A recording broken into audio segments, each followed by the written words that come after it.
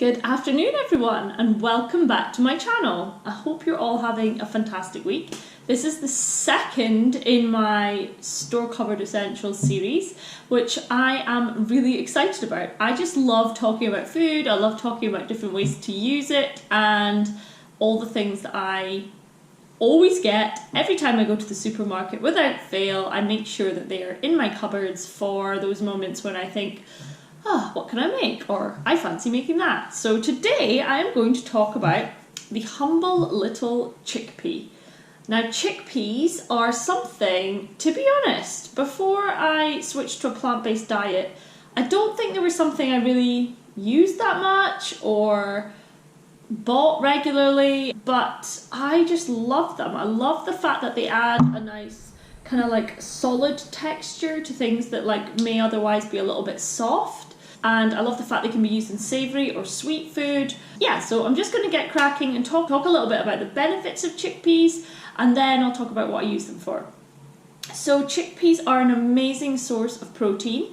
I think they have all the essential amino acids bar one, so they're not quite a complete protein, but they are a good source of protein. So I've got some notes here, so I'm just going to check. So they have 3 grams of protein per 28 grams, so 3 grams per 28 grams of chickpeas.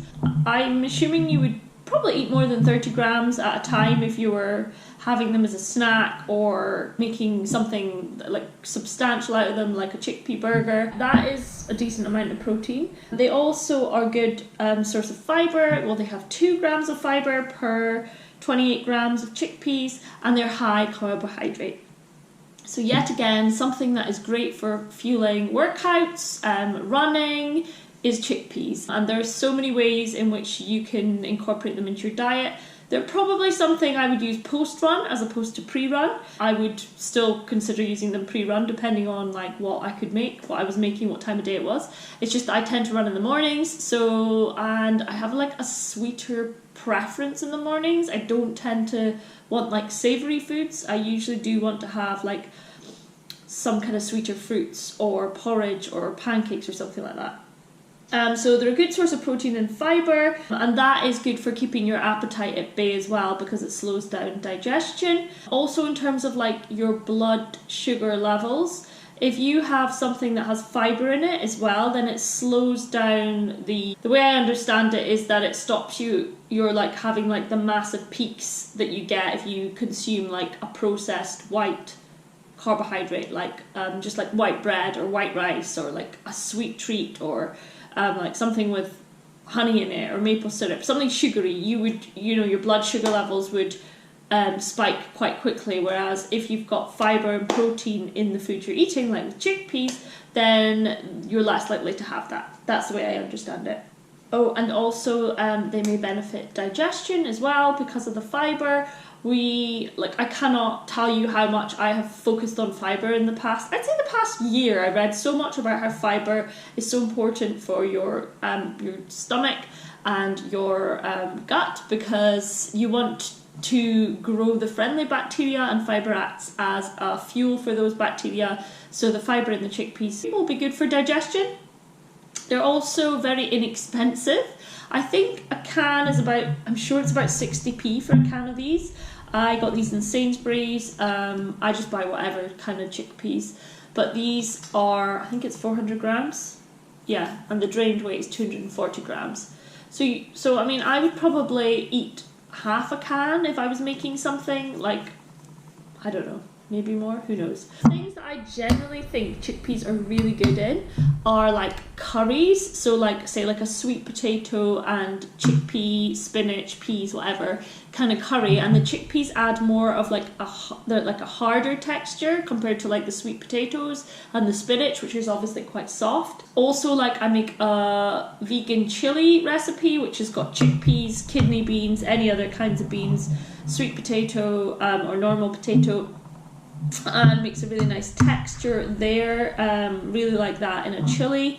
What else? Hummus. You could make hummus with them, which is just tahini, chickpeas, garlic, lemon, salt, anything else? Oil. Yeah, so you can make your own hummus. Something I love to make are like little chickpea kind of bites, or like quite often I use them as the base to make like almost like a vegan or veggie burger or a patty. I don't know if you'd call it a burger, but I'll quite often make those for Ivy. She's not a massive fan, to be honest. In fact, today, which I will share here, I made her some chickpea nuggets, which I was inspired by Helen Burke to make. I'll share her Instagram here. And yeah, they're kind of like a vegan alternative to chicken nuggets, but made with chickpeas, and I loved them. They were so good. Ivy wasn't so keen, but I think maybe they were just a bit hard on the outside. Also these, which I also shared earlier as a snack, so I used half the can of chickpeas for the chickpea nuggets. The other half I just roasted in the oven with some paprika, cumin, olive oil, salt at the same time, and garlic powder. Really nice. You could add them to pasta. You actually get chickpea pasta, which is really nice. You get it in Sainsbury's. It's a little bit softer than normal pasta, but totally delicious.